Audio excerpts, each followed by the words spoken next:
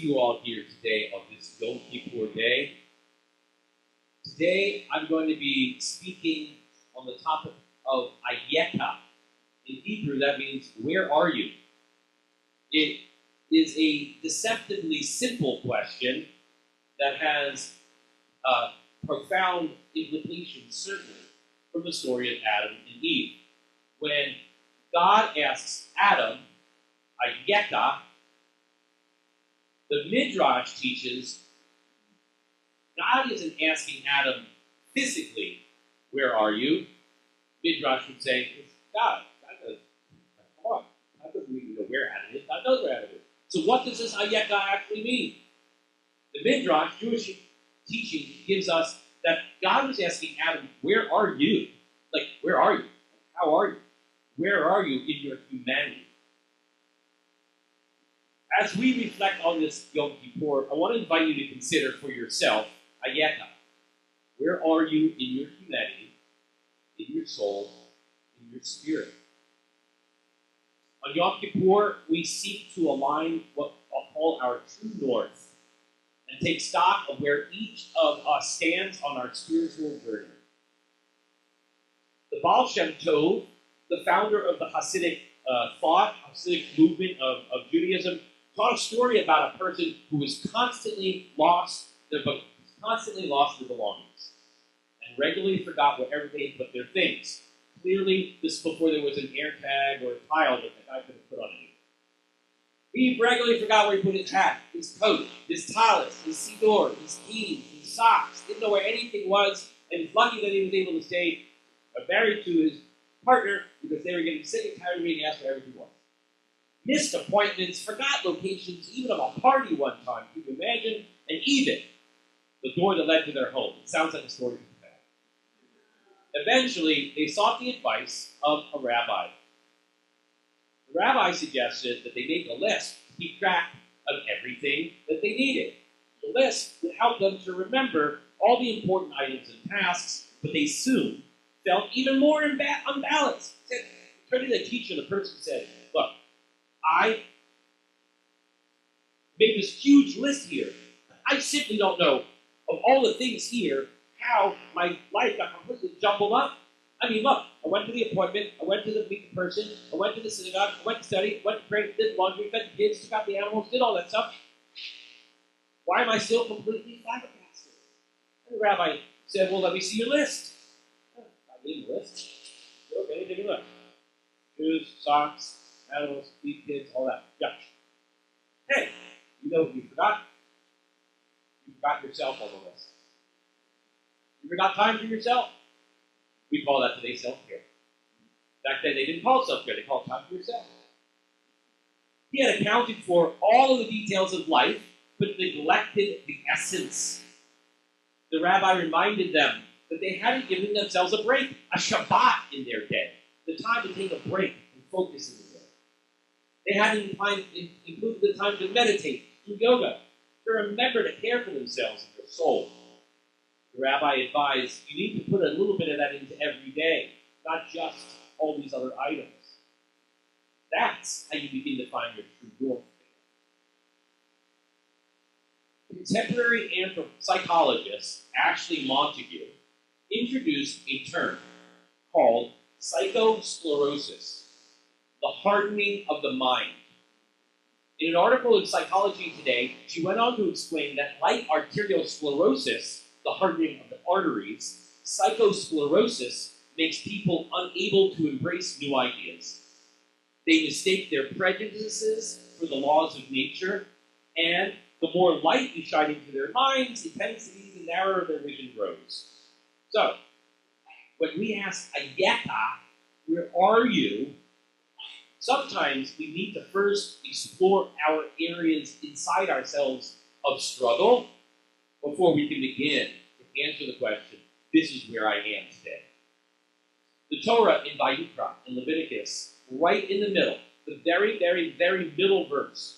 For anyone here that likes counting and math, those folks that have counted and numbered every sentence in the Torah will tell you the following, that in the middle book of the Torah, that one's easy, that's Leviticus. In the middle sentence of the Torah, that one you got to trust them on. the very middle of it's going to contain the most important sentence of all of Torah, and the rest of it's just going to be how you get there. That sentence, V'ahavta l'reacha kamocha, is very short, 3 words. Love your fellow human being as yourself. V'ahavta l'reacha kamocha. The rest is commentary, says Rabbi Akiva. This, he says, is the greatest principle of Torah, emphasizing the importance of loving and living with others, love of self, and the recognition within the Holy Spark within those that we share this world. How have you managed to balance both possibilities and challenges facing our society and world this year? It certainly has been a very difficult one in many ways. For the Jewish people, for the people of Ukraine, for those in Sudan, for us in the United States of America, for those in Israel, in Gaza, just to name a couple of places.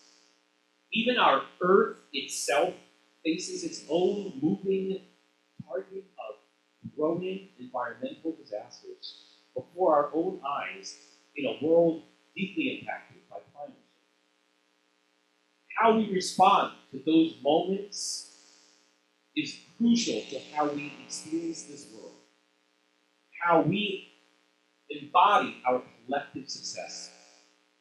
What are some of the places where we have been collectively psychosclerotic? I often think about how people can loosen the blockages in their thinking and shift paradigms. I realize this can be difficult. It takes intent, focus, and goodwill. How do we shift the paradigm? Well, I'll give you a simple example. And I'll teach this whenever I do Torah teaching, and I hope you'll come take in some of our Shabbat Torah studies and other ways to do Torah studies together. It had been taught for many years that the Torah, the Hebrew Bible, was a letter from God to the Jewish people. And therefore, traditional Judaism would have taught there's nothing wrong in it, everything's exactly right, and it's exactly as intended. If you don't understand it, that's your problem.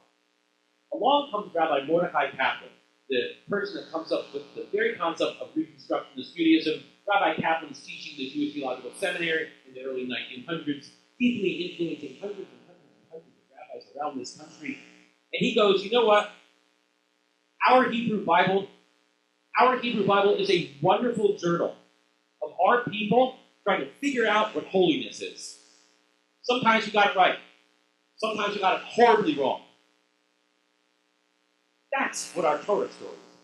It's about trying to understand what our ancestors did, and then how do we get ourselves to better. A paradigm shift means going from it's infallible, you can't question it, the words are exact, to, oh, they're human words, they're our own ancestors, they are holy, they are ancient, and they are attempting to try and get ourselves to the most holy place we can be.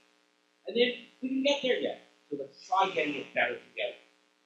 Rabbi Akiva says, V'ahavta l'reacha kamocha, love your fellow human being as yourself. The late Reverend Desmond Tutu wrote, we cannot answer hate with hate. We can only answer it with love, understanding, and a belief in and commitment to justice. This is how we build a world of human experience, compassion, equality. Now, we certainly recognize that there are many ways to be a community of faith, of how there are many ways to be a family, and many ways to be even a Jewish family. There are many approaches to community and expressing humanity. So it's not just limited to one or two answers as we ponder the question, where are you, Ayeka? I suggest that we also ask, where am I in this era of welcoming and openness? Like Abraham and Sarah's tent, open to everyone. Our understanding has evolved over time. For some, the support of a loving and accepting community provides the framework of living out our cherished values. The Jewish community is remarkably diverse. Beliefs, politics, and appearance. Over the past 50 years in North America, we've grown increasingly diverse and expanded our understanding of what it means to be a part of the Jewish community. Creating a welcoming community requires constant awareness of who is in our world. We strive to embrace people regardless of their gender or sexual identity, creating paths for Jewish and non-Jewish participation in communal life. An ever-growing awareness of the Jews of color and the Jewish communities in non-Western societies has emerged so strongly in these past 25, 30 years, it is truly remarkable. That has shaped who we are today. This diversity is one of the most remarkable aspects of Jewish life. Despite our small numbers, our range enriches our collective identity and experience. Recent studies, you might have heard, show that about 3% of U.S. high school students identify as transgender, and about 2.5% identify as non-binary. Similarly, if you take those same numbers, in the United States of America, there are about 3% of people who identify as Jewish. Transgender and non-binary Jewish individuals are an essential part of our community as much as they are of our world. And we, in Temple Emmanuel, have a unique opportunity to continue to foster openness and to ensure our congregation is safe and welcoming to everyone. Judaism honors and celebrates diversity across the spectrum, from liberal to reform to renewal, conservative, reconstructionist movements. Jewish communities have embraced inclusion of all genders in all the rabbinical schools, in the camps, in leadership roles, and in a majority of congregations. We not only celebrate the diversity, but we have to strive to deepen our understanding of what it means to be truly welcoming. We shouldn't just assume that we are. We have to make an effort to understand what it means to be. This ongoing challenge pushes us to elevate our awareness of the sanctity of every human life and the lesson it offers. Each step expands our understanding of the Holy Spark within every person.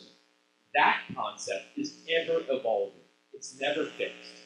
It's why we evolved in the United States of America to have egalitarian services. It's why we evolved to have prayer that's inclusive. We've altered liturgy to make it accessible to everyone, so it's not exclusionary. We can't stop when we think we've finished this. That line will continue to move. A few months ago, I watched a documentary called Will and Harper, which traces the journey of Will Ferrell and his best friend, Harper Steele, as they travel across the country. You may have seen it too. If not, I would advise you to take a look at it. It's a fascinating human story. Harper, who is most famous for being a comedy writer on Saturday Night Live for many years, transitioned from male to female, and this epic road trip allowed Will and Harper to navigate a new chapter in their friendship and understanding. It takes a journey. It is a metaphor, as much as an Odyssey journey would be, for understanding, but also across the country, and to see how, in that, their relationship evolves. Their experience is both beautiful and heart-wrenching, showcasing the power of discovering and accepting one's own true self. The story should remind us to remain open to the humanity in front of us, to avoid superficial judgments based on appearances.